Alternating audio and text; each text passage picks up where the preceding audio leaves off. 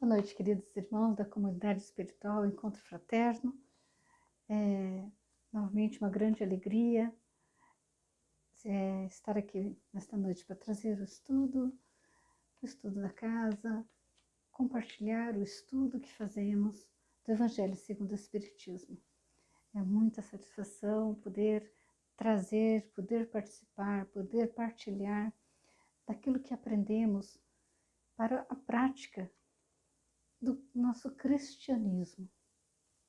Somos todos filhos do mesmo Pai, todos de uma única família, que é a família do Cristo Jesus, a família daquele que veio nos falar de amor. O Espiritismo como uma doutrina que engloba a ciência, que engloba a religião, que engloba os preceitos vitais de uma vida em consonância com o amor maior de Deus, está sempre atual nas suas disposições, na análise feita das passagens bíblicas e também com a orientação feita pelos nossos amigos espirituais, desde aqueles que inspiraram e orientaram e que trouxeram luz aos ensinamentos cristãos, para que pudesse ser mais próximo à nossa vida, próximo às experiências que estamos vivendo e que, por incrível que pareça, desde aquela que estava sendo vivida pelas pessoas daquele período em que Allan Kardec codificou a doutrina, até os dias atuais, elas são cada vez mais atuais, mais presentes no nosso dia a dia. E eu sempre busco falar de perdão, de amor, de sentimentos e de conquistas pessoais que nos mostram como somos essências reais da presença de Deus. Que cada um tem a sua essência, mas tem a chama divina dentro de si e que aqui está para contribuir para a obra de Deus e não apenas para ser um protegido da obra de Deus, sermos filhinhos queridos do Papai do Céu, né? que está aqui nos cuidando, propondo fazer tudo o que há de melhor para evitar o nosso sofrimento. Na bondade, na misericórdia que renasce a cada manhã, que é a misericórdia divina, ela nos quer forte, ela nos quer produtivos, ela nos quer ver a nossa evolução, tanto quanto nós queremos que os nossos filhos aprendam a engatinhar, aprendam a se alimentar sozinhos, aprendam a caminhar, correr, estudar, se fazer na vida como um bom profissional, um excelente pai, uma excelente mãe. É assim que funciona, é assim o exercício da evolução humana de acordo com as leis de Deus, de acordo com o amor, é muito maior que uma própria lei. E qual a lei maior se não fosse a lei do amor? E o nosso Evangelho segundo o Espiritismo, assim como ele fala toda hora, em todos os momentos desse amor, ele também não está aqui para dourar pílulas de ensinamentos. No capítulo 5º, Bem-aventurados os aflitos, eu peguei um tópico que eu achei muito apropriado para os dias atuais. Não tem como nós não falarmos de situações que estamos passando e encontrarmos saídas, orientações, sinalizações de como enfrentar as questões que nos apresentam. E interessante que neste capítulo está lá um texto pequeno falando sobre desgraça real. Por que não eu falar agora de felicidade, não falar do amor, do perdão, da caridade, e sim de desgraça real? O que eu vejo são, em minha concepção muito pessoal, muito particular, e que não que eu queira achar que ela é a mais correta, ou que ela seja correta, mas na minha concepção pessoal, o que eu vejo é que realmente os tempos estão difíceis, isso não há como negar. Mas existe o olhar de cada um sobre como trazer destes tempos difíceis a prova da nossa evolução, da nossa condição de filhos de Deus para contribuir com a obra de Deus. Não posso acreditar, eu não concebo a ideia de um Deus que dorme, de um Deus que está offline, de um Deus que está tirando férias. O meu Deus, né? O meu Deus, como se pudesse ser apenas meu. Mas o conceito de Deus que eu escolho acreditar e que eu vivo em mim é um Deus soberanamente bom e justo. Um Deus que não vai adormecer e esquecer do que estamos passando. Então, nesse conceito de Deus que eu tenho vivo em mim, eu não posso me abalar, me desesperar com as provas que Ele coloca para a humanidade. E eu tenho certeza que, seja qual for a prova que Ele está colocando para a humanidade, Ele está par e passo com a dor, nutrindo o amor e semeando as formas de encontrar uma solução maior para o aprimoramento coletivo que nós estamos tanto necessitados. E no Evangelho segundo o Espiritismo, numa mensagem de Delfina Girardin, psicografada em Paris em 1861. Não tem como a gente não fazer o acompanhamento pela leitura também. Onde aqui fala de desgraça real. Toda a gente fala da desgraça. Toda a gente já sentiu e julga conhecer-lhe o caráter múltiplo. Venho eu dizer-vos que quase toda a gente se engana e que a desgraça real não é absolutamente que os homens, isto é, os desgraçados, o supõem. Veja bem nessa situação atual de pandemia. Existe um conflito muito grande na sociedade. Qual é a maior desgraça?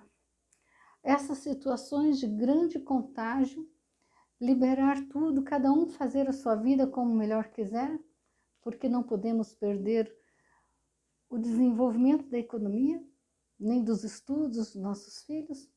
Então, libera-se frequência às escolas, libere-se o comércio, libere-se todas as atividades, seja lá o que Deus quiser, como que Deus quiser, se a atitude será nossa e eu vou atribuir a Deus a consequência. Ou então fecha tudo para manter a vida, para impedir o maior contágio, para ver se controla enquanto a gente pode atender para suprir as dificuldades que deixamos crescerem, que fomos nutrindo essas dificuldades, como a ausência real da atividade pública nas suas finalidades essenciais. Manter escolas em condições salubres e higiênicas, né, para os nossos filhos, para nós mesmos, manter os nossos hospitais, nossas unidades de saúde em condições de atender de fato as necessidades dos cidadãos, dos cidadãos da coletividade em geral. Então, nós vemos muitas vezes os governos protegerem muito mais os planos de saúde para que não percam a sua rentabilidade do que abastecer os postos de saúde para que nem tantas pessoas precisam recorrer aos planos de saúde privados. O que se cobra muito mais, o que se gasta muito mais com esses lobbies para os planos de saúde, metade do que se gasta com isso, se fosse aplicado na rede pública de saúde, talvez o impacto de pandemias como essa não seriam tão cruéis. Mas os desgraçados, as pessoas que querem buscar, porque tem pessoas que a gente fala assim, não, olha, vamos nos unir, vamos buscar uma saída, um meio termo. Eu sei que você é comerciante, que você está sofrendo pela falta que faz de poder fazer o seu comércio da forma que sempre fez, mas vamos compreender que se não for desse jeito, essa restrição, a pandemia pode atingir você e sua família e aí, além da dificuldade financeira, você também terá o sofrimento pelo desencarne de seus familiares ou seu próprio desencarne. Mas aí essa pessoa pode, de repente, ou vai sofrer por uma coisa ou vai sofrer. Quando está determinada a sofrer, vai ver a tal da desgraça em todos os pontos.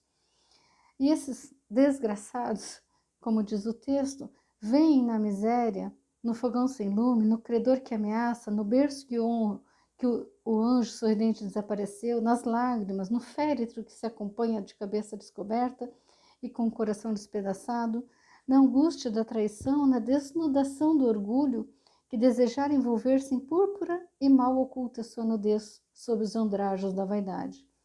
Tudo isso e a muitas coisas mais se dá o nome de desgraça na linguagem humana. Sim, é desgraça para os que só veem o presente. É desgraça para aqueles que só veem o presente. A verdadeira desgraça, porém, está nas consequências de um fato, mais do que no próprio fato. Veja bem, este vírus que apareceu, que causou a pandemia. O vírus em si, está exatamente como diz o texto, a maior desgraça que ele causou está em suas consequências e não no vírus propriamente dito. Porque a todos os vírus que nós já conhecemos antes, e esse está ainda mostrando ainda a capacidade excepcional do ser humano, que está fazendo em tempo recorde vacinas para controlar esta pandemia que é mundial. Grupos de vários países estão procurando uma saída para este problema. E junto com a procura de solução para este problema, haverá um desenvolvimento muito maior e mais rápido, mais acelerado do que jamais se viu na medicina, dentro da ciência, em todas essas condições.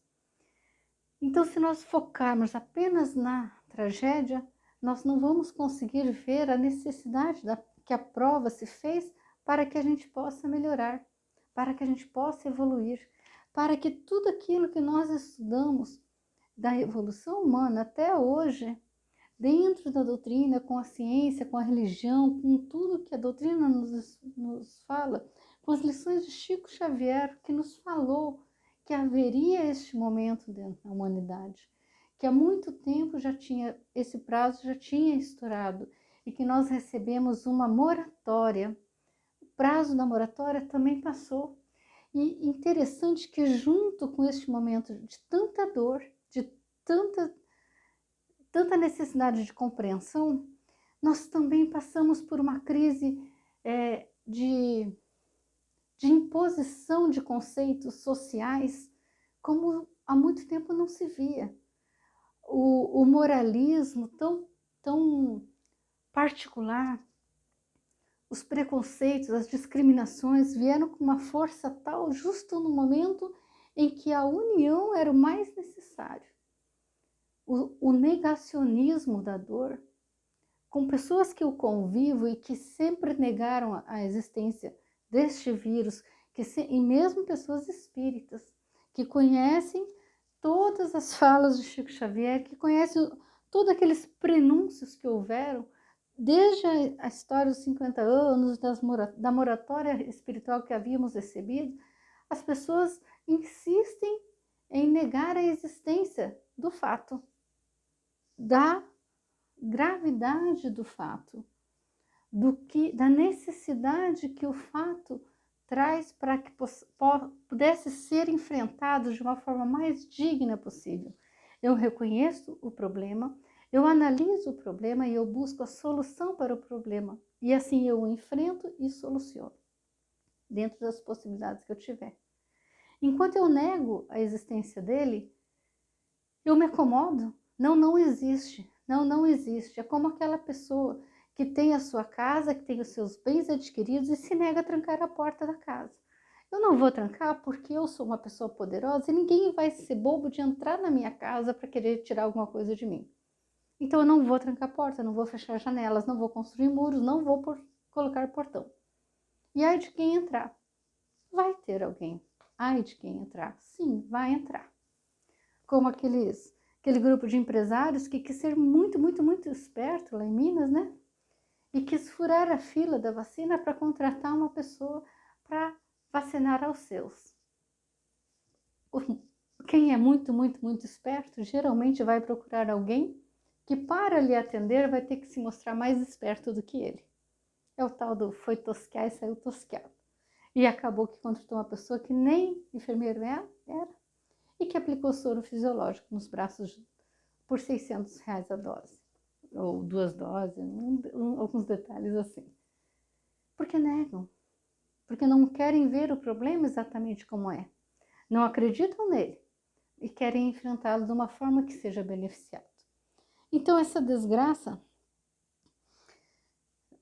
é daqueles que só veem o presente, que só querem ver a solução agora, aqueles que estão com medo de não serem suficientemente fortes para afastar o problema e não enfrentá-lo. Então eu nego que ele existe.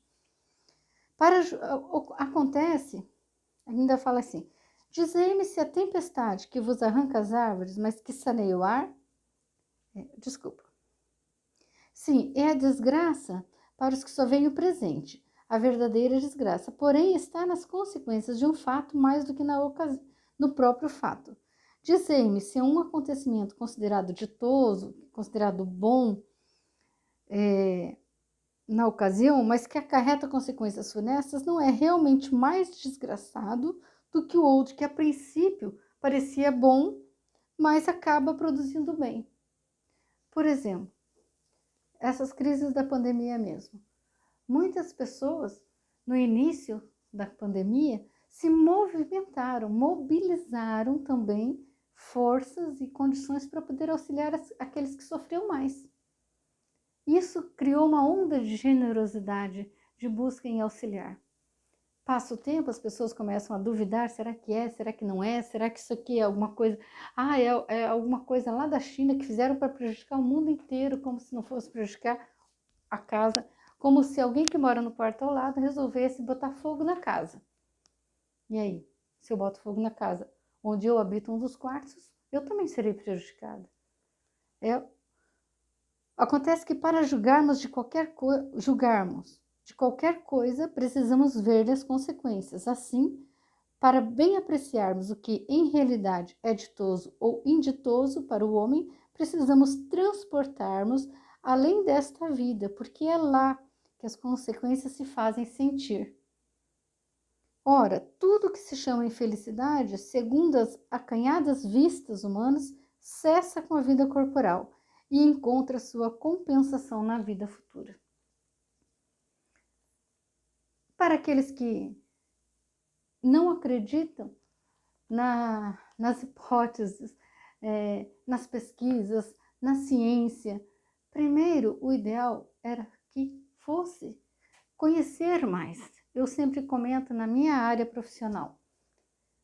Quando eu quero me manifestar sobre um assunto que eu não conheço, que eu não estudei, que eu não domino, a minha manifestação será um mero palpite. Eu não tenho como opinar porque eu não conheço. Então, por mais que uma situação sim me incomode ou me prejudique, eu só posso opinar sobre ela, opinar sobre as soluções que estão me oferecendo sobre ela, se eu realmente olhá-la e conhecê-la de fato, com verdade e não com palpites. Aquela velha história que uma mentira falada várias vezes e repetidas acaba se tornando uma verdade. Mentira. Essa é uma grande mentira.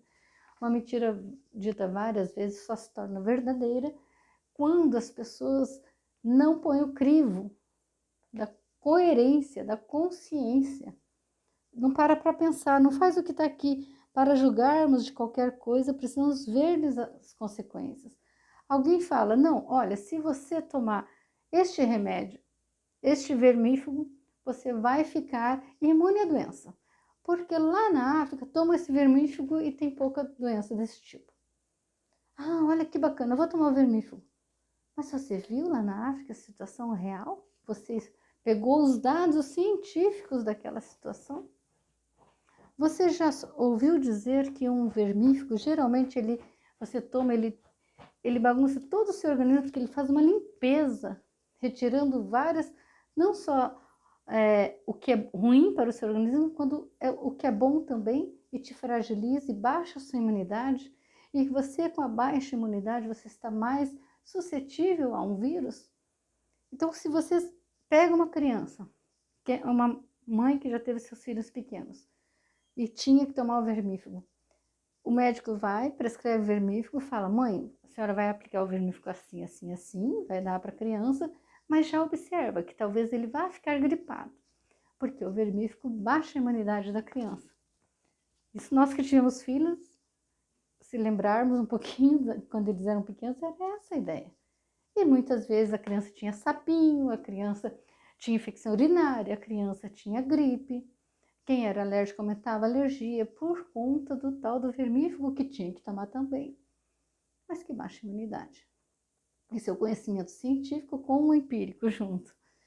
Então aqui fala que a desgraça real só é real se nós conhecermos a consequência do fato da desgraceira.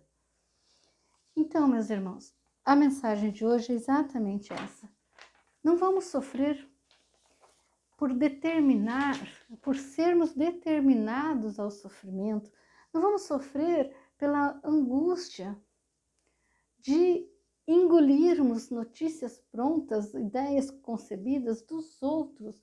Não vamos nos tornar especialistas em discursos alheios.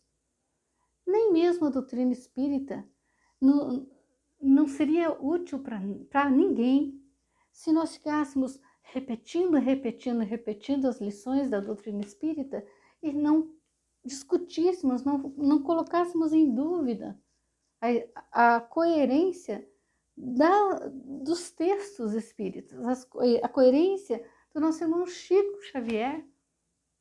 E sempre há coerência. Se pararmos e analisarmos, há coerência.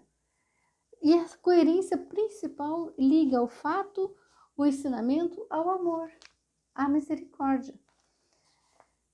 E dentro, para já irmos concluindo, o principal fato de que nós nos atiramos à desgraça, atiramos ao sofrimento, pelo nossos antolhos, que colocamos que o sofrimento, a desgraça real é aquela que me atinge, que atinge a minha vontade, não é aquela dos outros. Eu vejo aquele número absurdo de desencarnes coletivos, a doutrina espírita nos explica sobre eles, mas não tem como eu não me compadecer. Não tem como eu falar simplesmente, paciência, morreu porque precisava morrer. Isso as pessoas falam quando não é alguém próximo ao seu coração que falece. Essa falta de compaixão, de empatia pela dor alheia, esse egoísmo em definir que dor é aquilo que me contraria, que desgraça é aquilo que me atinge, a gente não precisa. Eu encontrei um texto aqui que não é de um autor espírita, talvez espiritualista, que é Mário Quintana, que ele fala de deficiências. E eu acabei vendo que aqui nessas deficiências que ele listou, estão as razões das grandes desgraças reais da humanidade. E ele define algumas. Ele define, por exemplo, como deficiente, aquele que não consegue modificar sua vida, aceitando as imposições das outras pessoas ou da sociedade em que vive, sem ter consciência de que é dono do seu destino.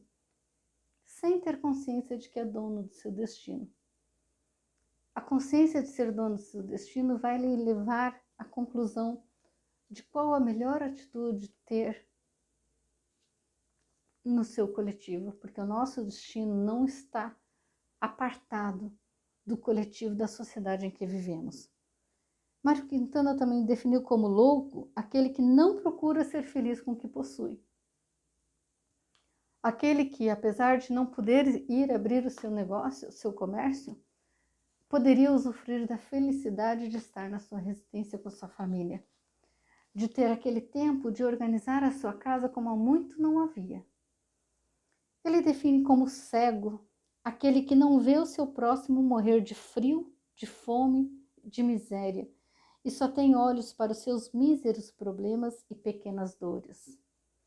Mário Quintana define como surdo aquele que não tem tempo de ouvir um desabafo de um amigo ou o apelo de um irmão, pois está sempre apressado para o trabalho e quer garantir seus tostões no fim do mês. Aquele que não tem tempo de ouvir o desabafo de um amigo. Quem de vocês tem algum amigo, algum conhecido, ou quem é assim, quem sabe, que vai conversar com alguém que quer desabafar com um amigo, e este amigo não para de falar em cima do que você fala, não para de trazer dores dele como se fossem maiores que as suas, não para de fazer gestos de contrariedade enquanto lhe ouve, ou então de aceleração, porque precisa ir, precisa resolver suas coisas, vamos. Os surdos. Para Mário Quintana, o mudo é aquele que não consegue falar o que sente e se esconde por trás da máscara da hipocrisia. Ah, nós, os hipócritas. Nós, os hipócritas. Como enfrento em mim a minha própria hipocrisia?